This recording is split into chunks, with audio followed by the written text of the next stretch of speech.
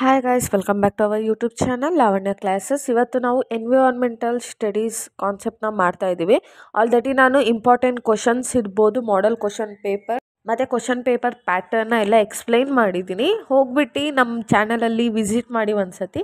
And important questions ಕೊಟ್ಟಿದ್ದಲ್ವಾ, ಅದು based ಮೇಲೆ ನಾನು ಕಾನ್ಸೆಪ್ಟ್ನ ಎಕ್ಸ್ಪ್ಲೈನ್ ಮಾಡ್ತಿರೋದು. ಆ್ಯಂಡ್ ತುಂಬ ನಿಮಗೆ ಗೊತ್ತಿಲ್ಲದ ಕಾನ್ಸೆಪ್ಟ್ನ ಎಕ್ಸ್ಪ್ಲೈನ್ ಮಾಡ್ತಿದ್ದೀನಿ. ಯಾಕಂದರೆ ಫಾರ್ ಎಕ್ಸಾಂಪಲ್ ಇವಾಗ ಎನ್ವಿರಾನ್ಮೆಂಟಲ್ ಪೊಲ್ಯೂಷನ್, ಈಗ ಪೊಲ್ಯೂಷನ್ ಬಗ್ಗೆ ನಿಮಗೆಲ್ಲ ಗೊತ್ತಿದೆ ಅಲ್ವಾ, ಯಾವ ಥರ ಪೊಲ್ಯೂಷನ್ ಇದೆ, ಯಾಕೆ ಆ ಪೊಲ್ಯೂಷನ್ ಆಗುತ್ತೆ, ಆ್ಯಂಡ್ ಅದರಿಂದ ಕಾಸಸ್ ಏನು, ಇದೆಲ್ಲ ನಿಮಗೆ ಗೊತ್ತಿದೆ. ಸೊ ಅದನ್ನು ಬಿಟ್ಟು ಕೆಲವೊಂದು ಕಾನ್ಸೆಪ್ಟ್ ನಿಮಗೆ ಗೊತ್ತಿಲ್ಲ, ಅದನ್ನು ಮಾತ್ರ ಎಕ್ಸ್ಪ್ಲೈನ್ ಮಾಡ್ತೀನಿ. ಇವತ್ತು ಫಸ್ಟ್ ಕಾನ್ಸೆಪ್ಟ್ ಬಂದು ಎಕೋಸಿಸ್ಟಮ್. ವಾಟ್ ಈಸ್ ಎಕೋಸಿಸ್ಟಮ್ ಅಂದರೆ ಏನು ಅಂತ ನೋಡೋಣ. ಎಕೋಸಿಸ್ಟಮ್ ಅಂದರೆ ಈಗ ಫಾರ್ ಎಕ್ಸಾಂಪಲ್ ಮೂಲಕ ಹೇಳ್ತೀನಿ. ಒಂದು ಪ್ಲ್ಯಾಂಟ್ ಇದೆ ಅಂತ ಅಂದ್ಕೊಳ್ಳೋಣ. ಒಂದು ಗಿಡನ ನೀವು ಬೆಳೆಸ್ತಾ ಇದ್ದೀರ. ಆ ಗಿಡ ಏನಾಗುತ್ತೆ, ಲಿವಿಂಗ್ ಕಾಂಪೊನೆಂಟ್ ಆಗುತ್ತೆ. ಓಕೆನಾ? ಅದೇನಾಗುತ್ತೆ, ಲಿವಿಂಗ್ ಕಾಂಪೊನೆಂಟ್. ಆ ಗಿಡ ಬೆಳಿಬೇಕು ಅಂದರೆ ಏನು ಮೇಜರ್ ಥಿಂಗ್ ಬೇಕು? ನೀರು ಬೇಕು, ಸೂರ್ಯನ ಬೆಳಕು ಬೇಕು, ಇದೆಲ್ಲ ಬೇಕಲ್ವಾ? ಮಣ್ಣು ಬೇಕು. ಓಕೆನಾ? ಏನೇನು ಬೇಕಾಗುತ್ತೆ? ಮಣ್ಣು, ನೀರು ಮತ್ತು ಸೂರ್ಯನ ಬೆಳಕು ಬೇಕಾಗುತ್ತೆ. ಸೊ ಇದು ಏನಾಗುತ್ತೆ, ನಾನ್ ಲಿವಿಂಗ್ ಕಾಂಪೊನೆಂಟ್ ಆಗುತ್ತೆ. ಇವಾಗ ಲಿವಿಂಗ್ ಕಾಂಪೊನೆಂಟ್ ಬಂದು ಒಂದು ಚಿಕ್ಕ ಗಿಡ. ಓಕೆನಾ? ನಾನ್ ಲಿವಿಂಗ್ ಯಾವುದು? ಮಣ್ಣು, ನೀರು ಮತ್ತು ಬೆಳಕು. ಓಕೆನಾ? ಇವಾಗ ಇದೆರಡನ್ನೂ ನಾವು ಇಂಟರ್ಯಾಕ್ಟ್ ಮಾಡಿದ್ರೆ ಅದನ್ನು ಎಕೋಸಿಸ್ಟಮ್ ಅಂತ ಹೇಳ್ತೀವಿ. ಅರ್ಥ ಆಯ್ತಾ? ಇವಾಗ ಫಾರ್ ಎಕ್ಸಾಂಪಲ್ ಲಿವಿಂಗ್ ಕಾಂಪೊನೆಂಟ್ ಅಂದರೆ ಇವಾಗ ಮನುಷ್ಯ ಇರ್ಬೋದು, ಟ್ರೀಸ್ ಇರ್ಬೋದು, ಬಟರ್ಫ್ಲೈ, ಫ್ಲವರ್ಸ್, ಶಿಪ್ ಇರ್ಬೋದು, ಫಿಶ್, ಇದೆಲ್ಲ ಲಿವಿಂಗ್ ಕಾಂಪೊನೆಂಟು. ನಾನ್ ಲಿವಿಂಗ್ ಕಾಂಪೊನೆಂಟ್ ಯಾವುದು? ಕಾರ್, ಮೂನ್, ಕ್ಲೌಡ್, ವಾಟರ್, ಇದೆಲ್ಲ ಬಂದ್ಬಿಟ್ಟು ನಾನ್ ಲಿವಿಂಗ್ ಕಾಂಪೊನೆಂಟು. ಇವಾಗ ನಿಮಗೆ ಎಕೋಸಿಸ್ಟಮ್ ಅಂತ ಏನಂತ ಗೊತ್ತಾಯ್ತಲ್ವ? ಲಿವಿಂಗು ಮತ್ತು ನಾನ್ ಲಿವಿಂಗ್ ಇದೆರಡು ಇಂಟರ್ಯಾಕ್ಟ್ ಆದರೆ ಅದನ್ನು ನಾವು ಎಕೋಸಿಸ್ಟಮ್ ಅಂತ ಹೇಳ್ತೀವಿ. ಓಕೆನಾ?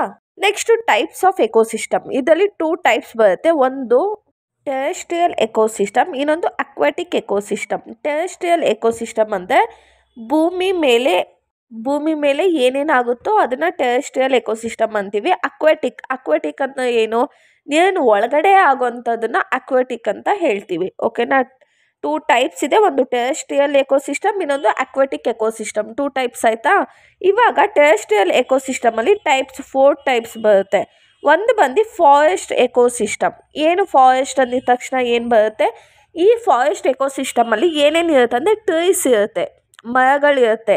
ಓಕೆನಾ? ನೆಕ್ಸ್ಟು ಹರ್ಬ್ಸ್ ಇರುತ್ತೆ, ಅಂದರೆ ಆಯುರ್ವೇದಿಕ್ ಐಟಮ್ಸು, ಅಂದರೆ ಗಿಡಮೂಲಿಕೆಗಳು ಅದೆಲ್ಲ ಇರುತ್ತೆ. ಅನಿಮಲ್ಸ್ ಇರುತ್ತೆ, ಇನ್ಸೆಕ್ಟ್ಸ್ ಇರುತ್ತೆ. ಓಕೆನಾ? ಇದನ್ನು ಫಾರೆಸ್ಟ್ ಎಕೋಸಿಸ್ಟಮ್ ಅಂತ ಹೇಳ್ತೀವಿ. ನೆಕ್ಸ್ಟ್ ಬಂದು grassland ecosystem. Grassland ಅಂತೆ ಈ ಲ್ಯಾಂಡ್ ಎಲ್ಲ ಏನಾಗುತ್ತೆ ಅಂದರೆ ಬರೀ ಗ್ರಾಸಿಂದನೇ ತುಂಬಿಕೊಂಡಿರುತ್ತೆ. GRASS, grass. ಓಕೆನಾ? ನೆಕ್ಸ್ಟ್ ಥರ್ಡ್ ಪಾಯಿಂಟ್ ಬಂದು ಡೆಸರ್ಟ್ ಎಕೋಸಿಸ್ಟಮ್. ಡೆಸರ್ಟ್ ಎಕೋಸಿಸ್ಟಮ್ ಅಂದರೆ ಇಲ್ಲಿ ನೀವು ಈ ಡೆಸರ್ಟ್ ಎಕೋಸಿಸ್ಟಮಲ್ಲಿ ಬರೀ ಹಾಟ್ ಆ್ಯಂಡ್ ಡ್ರೈ ರೀಜನ್ ಇರುತ್ತೆ. ಅಂದರೆ ನೀವು ನೋಡಿರ್ತೀರ ಅನಿಸುತ್ತೆ, ಇಲ್ಲಿ ಬರೀ ಕ್ಯಾಮಲ್, ರಾಜಸ್ಥಾನಲ್ಲೆಲ್ಲ ನೀವು ನೋಡಿರ್ತೀರ ಅಲ್ವಾ, ಕ್ಯಾಮಲ್ ಮಾತ್ರ ಜಾಸ್ತಿ ಓಡಾಡುತ್ತೆ. ಓಕೆನಾ? ಏನಂದರೆ ಇಲ್ಲೆಲ್ಲ ತುಂಬ ಹೀಟ್, ಜಾಸ್ತಿ ಬಿಸಿಲಿರುತ್ತೆ, ಮತ್ತು ಎಲ್ಲೂ ನಿಮಗೆ ಅಷ್ಟಾಗಿ ಪ್ಲ್ಯಾಂಟ್ ಬೆಳೆದಿರೋದೇನು ಕಾಣೋದಿಲ್ಲ. Next ತುಂದ್ರಾ ecosystem. ಹಂಗಂದರೆ ಅಲ್ಲಿ ನೋಡಿದ್ರೆ ನೀವು ಫುಲ್ಲು ಕೋಲ್ಡ್ ಕ್ಲೈಮೇಟ್ ರೀಜನ್ ಇರುತ್ತೆ.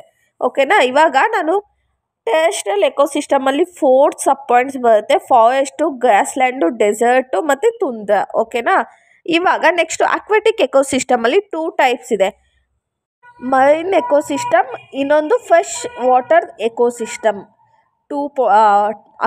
ಅಕ್ವಾಟಿಕ್ ಎಕೋಸಿಸ್ಟಮಲ್ಲಿ 2 ಟೈಪ್ಸ್ ಇದೆ. Marine ecosystem, fresh water ecosystem. Marine ecosystem ಅಂದರೆ ಮರೈನ್ ಅಂದಿದ ತಕ್ಷಣವೇ ಓಷನ್ ಅಲ್ವಾ? ಇಲ್ಲೇನಾಗಿರುತ್ತೆ ಅಂದರೆ ಸಾಲ್ಟು ಹೈ ಲೆವೆಲಲ್ಲಿ ಕಾನ್ಸಂಟ್ರೇಟ್ ಆಗಿರುತ್ತೆ. ಅಂದರೆ ಅಲ್ಲಿ ನೀರು, ನೀವು ಸಮುದ್ರದ ನೀರು ಕುಡಿದು ನೋಡಿರ್ತೀರ ಅನಿಸುತ್ತೆ, ತುಂಬ ಉಪ್ಪುಪ್ಪಾಗಿರುತ್ತೆ. ಓಕೆನಾ? ನೆಕ್ಸ್ಟ್ ಬಂದು ಫ್ರೆಶ್ ವಾಟರ್ ಎಕೋಸಿಸ್ಟಮ್. ಇಲ್ಲಿ ಬಂದ್ಬಿಟ್ಟು ಸಾಲ್ಟ್, ನೀರಲ್ಲಿ ಯಾವುದೇ ರೀತಿ ಸಾಲ್ಟ್ ಇರೋದಿಲ್ಲ, ಸಾಲ್ಟ್ ಕಾನ್ಸಂಟ್ರೇಷನ್ ಕಮ್ಮಿ ಆಗಿರುತ್ತೆ. ಮತ್ತು ಇದು ಯಾವ್ದ್ಯಾವ್ದು ಇನ್ಕ್ಲೂಡ್ ಆಗುತ್ತೆ ಅಂದರೆ ರಿವರ್ಸು, ಲೇಕ್ಸ್, ಪಾಂಡ್ಸ್, ಇದೆಲ್ಲ ಇನ್ಕ್ಲೂಡ್ ಆಗುತ್ತೆ. ಇವಾಗ ನಿಮಗೆ ಎಕೋಸಿಸ್ಟಮ್ ಅಂದರೆ ಏನಂತ ಅರ್ಥ ಆಯ್ತಲ್ವಾ? ಎಕೋಸಿಸ್ಟಮ್ ಅಂದರೆ living component and non living component interact is called as ecosystem. ಓಕೆನಾ? When this 2 things interact each other, ಅದನ್ನು ನಾವೇನಂತ ಹೇಳ್ತೀವಿ? ಎಕೋಸಿಸ್ಟಮ್ ಅಂತ ಹೇಳ್ತೀವಿ. ಇವಾಗ ನೆಕ್ಸ್ಟು ನ್ಯಾಚುರಲ್ ರಿಸೋರ್ಸಸ್ ಅಂದರೆ ಏನು ಅಂತ ನೋಡೋಣ. ನ್ಯಾಚುರಲ್ ರಿಸೋರ್ಸ್ ಅಂದರೆ ಯಾವುದೇ ಒಂದು ಥಿಂಗ್ ನೇಚರಿಂದ ಬಂದರೆ ನಾವು ಅದನ್ನು ನ್ಯಾಚುರಲ್ ರಿಸೋರ್ಸಸ್ ಅಂತ ಹೇಳ್ತೀವಿ. ಓಕೆನಾ. ನ್ಯಾಚುರಲ್ ರಿಸೋರ್ಸ್ ಅಂದರೆ ಏನಂತ ಗೊತ್ತಾಯ್ತಲ್ಲ, ನ್ಯಾಚುರಲ್ ಆಗಿ ಯಾವುದಾದ್ರು ಒಂದು ನಮಗೆ ಸಿಗ್ತಾ ಇದೆ. ಇವಾಗ ಸನ್ಲೈಟ್ ಇರ್ಬೋದು. ಓಕೆನಾ. ಸನ್ಲೈಟ್ ಯಾವುದು ಬಿಡ್ತಾ ಇದೆ, ಟಾರ್ಚ್ ಹಾಕೊಂಡು ಬಿಡ್ತಾ ಇದೆ ಆಕಾಶದಿಂದ? ಇಲ್ಲ. ಸೊ ಏನಂದರೆ ಅದು ನ್ಯಾಚುರಲ್ ಆಗಿ ಬರ್ತಾ ಇರೋದು. ಗಾಳಿ ಇರ್ಬೋದು, ಅದೆಲ್ಲ ನ್ಯಾಚುರಲ್ ಆಗಿ ಬರ್ತಾ ಇದೆ. ಓಕೆನಾ. ನೋಡಿ, ನ್ಯಾಚುರಲ್ ರಿಸೋರ್ಸಸ್. ಓಕೆನಾ. ಅದರಲ್ಲಿ 2 ಟೈಪ್ಸ್ ಬರುತ್ತೆ, renewable and non renewable resources. Renewable resources and non renewable resources. Renewable resources ಅಂದರೆ ಈ ರಿನ್ಯೂವಬಲ್ ರಿಸೋರ್ಸಸ್ ನಮಗೆ ಅರ್ಥ ಮೇಲೆ ಸಿಗುತ್ತೆ. ಓಕೆನಾ. ಯಾವುದೋ ಒಂದು ಫೆಸಿಲಿಟಿ ನಮಗೆ ಭೂಮಿ ಮೇಲೆ ಸಿಗುತ್ತೆ, ಅದು ಅನ್ಲಿಮಿಟೆಡ್ ಆಗಿ ಸಿಗುತ್ತೆ. ಓಕೆನಾ. ನಾವು ಎಷ್ಟು ಸತಿ ನಾವು ಅದನ್ನು ಯೂಸ್ ಮಾಡೋದು, ಅದು ಕ್ವಾಂಟಿಟಿ ಕಮ್ಮಿ ಆಗೋದಿಲ್ಲ. ಅರ್ಥ ಆಗ್ತಿದೆ ಅಲ್ವಾ? ನಮಗೆ ಅರ್ಥ ಮೇಲೆ ಸಿಗುತ್ತೆ. ಇದೊಂದು ರಿಸೋರ್ಸಸ್ ಬಂದು ನಮಗೆ ಅರ್ಥ ಮೇಲೆ ಸಿಗುತ್ತೆ, ಅದು ಕಂಪ್ಲೀಟ್ ಅನ್ಲಿಮಿಟೆಡ್ ಆಗಿ ನಾವು ಎಷ್ಟು ಬೇಕಾದರೂ ಕನ್ಸಂಪ್ಷನ್ ಮಾಡ್ಕೋಬೋದು. ಫಾರ್ ಎಕ್ಸಾಂಪಲ್, ಸನ್ಲೈಟ್ ಇರ್ಬೋದು. ನಾವು ಬೆಳಗ್ಗೆ ಹೊತ್ತು ಬಿಸಿಲಲ್ಲಿ ಕೂತ್ಕೊಂಡ ಸನ್ಲೈಟ್ ಏನಾದರೂ ನಾವು ಒಬ್ಬ ಯೂಸ್ ಮಾಡ್ತಿದ್ವಿ ಅಂತ ಕಮ್ಮಿ ಆಗುತ್ತಾ? ಕಮ್ಮಿ ಆಗೋದಿಲ್ಲ. ವಾಟರ್ ಇರ್ಬೋದು, ಅನಿಮಲ್ಸ್ ಇರ್ಬೋದು, ಗಾಳಿ ಇರ್ಬೋದು, ಡೈಮಂಡ್ ಇರ್ಬೋದು, ಪ್ಲ್ಯಾಂಟ್ ಇರ್ಬೋದು. ಅರ್ಥ ಆಗ್ತಿದೆ ಅಲ್ವಾ ನಿಮಗೆಲ್ಲನೂ? ಇದೇನಾಗುತ್ತೆ? ನ್ಯಾಚುರಲ್ ರಿಸೋರ್ಸಸ್ ಆಗುತ್ತೆ. ನ್ಯಾಚುರಲ್ ರಿಸೋರ್ಸ್ ಅಂದರೆ ರಿನ್ಯೂವಬಲ್ ರಿಸೋರ್ಸಸ್. ಇವಾಗ ನಾನ್ ರಿನ್ಯೂವಬಲ್ ರಿಸೋರ್ಸಸ್ ಅಂದರೆ ಏನು? ಇದೆಲ್ಲ ಏನಾಗುತ್ತೆ ಅಂದರೆ ಅರ್ಥ ಮೇಲೆ ಅವೈಲಬಲ್ ಇರುತ್ತೆ, ಬಟ್ ಲಿಮಿಟೆಡ್ ಆಗಿರುತ್ತೆ. ಓಕೆನಾ. ಇದು ಬಂದ್ಬಿಟ್ಟು ಆಲ್ಮೋಸ್ಟ್ ಮ್ಯಾನ್ ಮೇಡ್ ಥಿಂಗ್.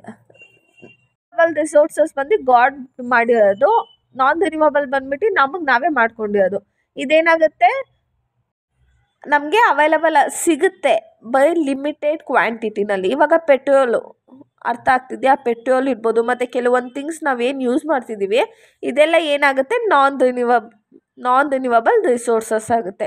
ಇವಾಗ ಅರ್ಥ ಆಯ್ತಲ್ಲ? ನ್ಯಾಚುರಲ್ ರಿಸೋರ್ಸಲ್ಲಿ 2 ಟೈಪ್ಸು, ರಿನ್ಯೂವಬಲ್ ಒಂದು, ನಾನ್ ರಿನ್ಯೂವಬಲ್ ಒಂದು. ಇದು ನಾನು ನಿಮಗೆ ಜಸ್ಟು ಬ್ರೀಫಾಗಿ ಎಕ್ಸ್ಪ್ಲೈನ್ ಮಾಡ್ತಿಲ್ಲ, ಮೇಲೆ ಹೇಳ್ತಾ ಇದ್ದೀನಿ.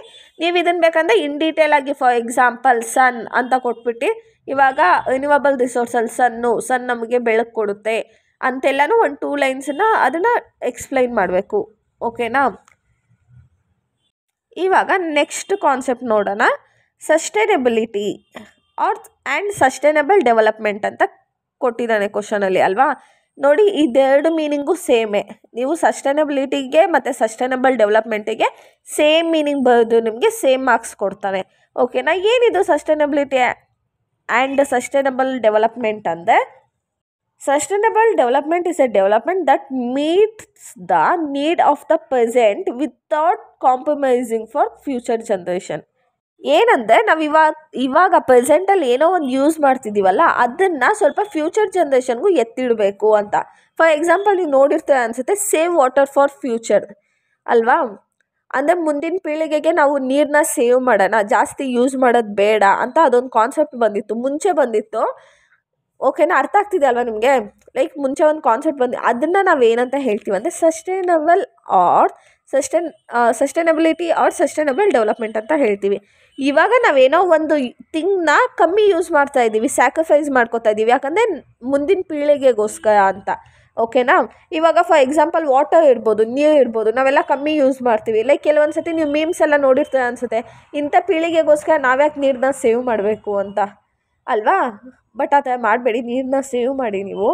ಆ್ಯಂಡ್ ಪೆಟ್ರೋಲ್ ಇರ್ಬೋದು, ಲೈಕ್ ಗೌರ್ಮೆಂಟ್ ಅವರೇ ಅನೌನ್ಸ್ ಮಾಡಿದ್ದಾರೆ, ಒಂದು 5 ಇಯರ್ಸಲ್ಲಿ ಪೆಟ್ರೋಲ್ ಎಲ್ಲ ಫುಲ್ ಕಂಪ್ಲೀಟಾಗಿ ಖಾಲಿ ಆಗಿಬಿಡುತ್ತೆ ಆಲ್ ಓವರ್ ಇಂಡಿಯಾನಲ್ಲಿ ಅಂತ. ಯಾಕಂದರೆ ಅಷ್ಟೊಂದು ಯೂಸ್ ಮಾಡ್ತಿದ್ದಾರೆ. ಇವಾಗ ನೀವು ನೋಡಿರ್ತೀರ, ಒಂದು ಮನೆಗೆ 3 4 ಗಾಡಿಗಳು, 2 ವೀಲರ್ಸ್ ಇಟ್ಕೊಂಡಿರ್ತಾರೆ. ಓಕೆನಾ. ಏನಾಗುತ್ತೆ ಇದರಿಂದ?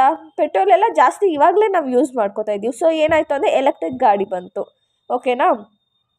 ಈ sustainability and sustainable development main goal ಏನಂದರೆ, ಮುಂದಿನ ಪೀಳಿಗೆಗೆ ಏನಾಗಬಾರ್ದು ಅಂದರೆ, ಪಾವರ್ಟಿ, ಬಡವರಾಗಿ ತುಂಬ ಜನ ಬದುಕಬಾರ್ದು, ಮತ್ತು ಎಲ್ಲನೂ ಒಂದು ವ್ಯಕ್ತಿ ಕೂಡ ಹಸ್ಕೊಂಡು ಮಲಗಬಾರ್ದು, ಮತ್ತು ಒಂದು ಪ್ರಾಪರ್ ಎಜುಕೇಷನ್ ಸಿಗಬೇಕು, ಎಲ್ಲರಿಗೂ ಗುಡ್ ಹೆಲ್ತ್ ಇರಬೇಕು, ಮತ್ತು ಎಕನಾಮಿಕ್ ಗ್ರೋತ್ ಚೆನ್ನಾಗಾಗಬೇಕು ಅಂತ.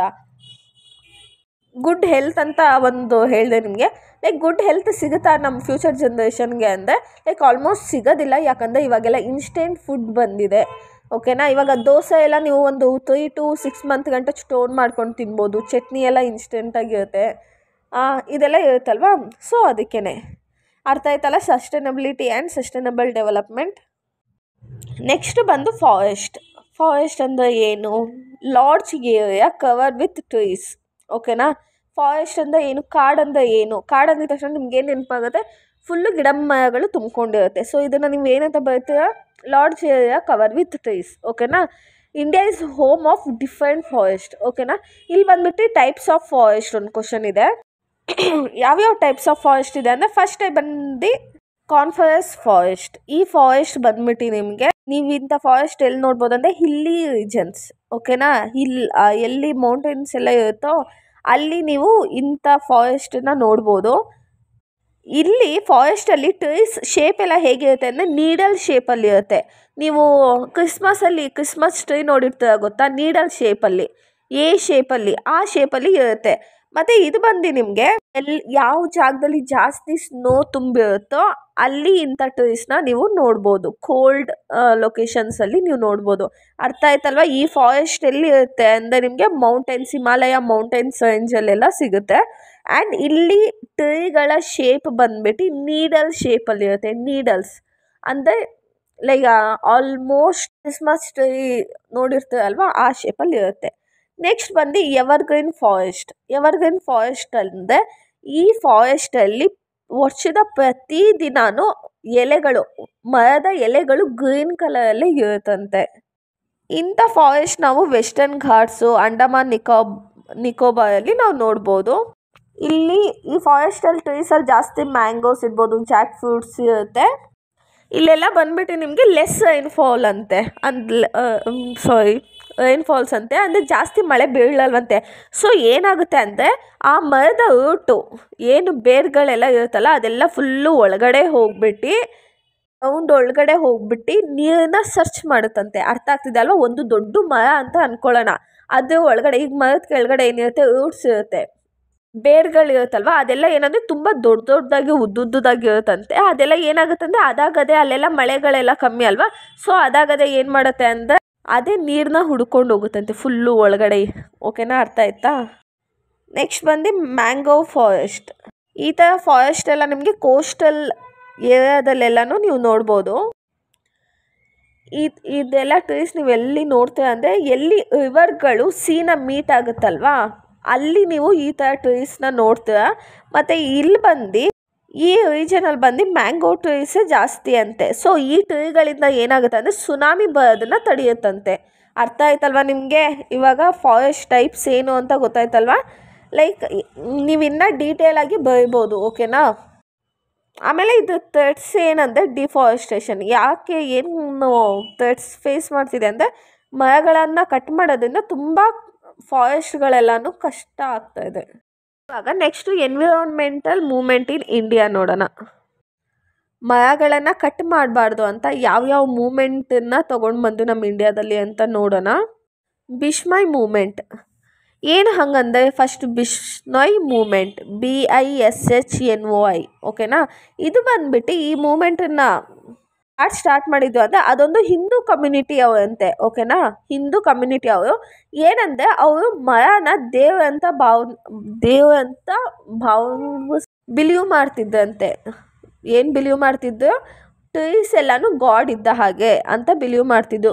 1700 ಅಂದರೆ ಬ್ರಿಟಿಷ್ ಕಾಲ ಮತ್ತು ರಾಜಗಳಿರ್ತಾ ಇದ್ದಲ್ವ, ಕಿಂಗ್ಸ್ ಟೈಮಲ್ಲೇ ಈ ಮೂಮೆಂಟ್ ಆಗಿದ್ದು.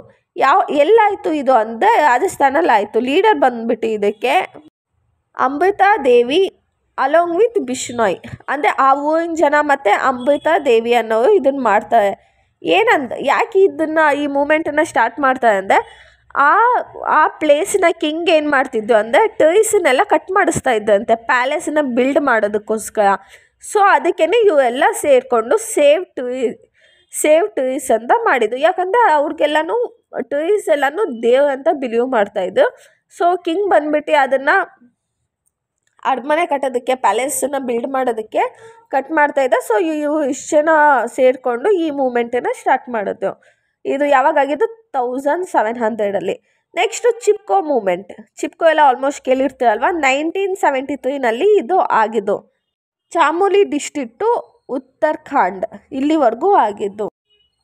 ಅವ್ರ ಮೇನ್ ಉದ್ದೇಶ ಏನಂದರೆ ಇನ್ ಕೇಸ್ ನೀವೇನಾದರೂ ಮರನ ಕಟ್ ಮಾಡೋಂಗಿದ್ದರೆ ಮರದ ಜೊತೆ ನಮ್ಮನ್ನು ಕಟ್ ಮಾಡಿಬಿಡಿ ಅಂತ ಹೇಳಿಬಿಟ್ಟು ಈ ಮೂಮೆಂಟನ್ನು ಸ್ಟಾರ್ಟ್ ಮಾಡಿದ್ದು. ಅರ್ಥ ಆಗ್ತಾ ಇದೆ ಅಲ್ವಾ? ಮರದ ಜೊತೆ ನೀವು ಒಂದು ಟ್ರೀನ ಕಟ್ ಮಾಡಿದ್ರೆ ಒಬ್ಬ ಮನುಷ್ಯನ ಕಟ್ ಮಾಡಿಸಿ ಅಂತ ಈ movement. Next save Silent Valley ಇದು ಬಂದಿದ್ದು 1978 ಕೇರಳನಲ್ಲಿ ನಡೆದಿದ್ದ ಮೂಮೆಂಟು. ಇದಕ್ಕೆ ಬಂದು ಸುಗಾತಾ ಕುಮಾರಿ ಇವರು ಒಬ್ಬ ಪೊಯೆಟು. ಇವ್ರು ಬಂದ್ಬಿಟ್ಟು ವಾಯ್ಸ್ ರೈಸ್ ಮಾಡಿದ್ದು.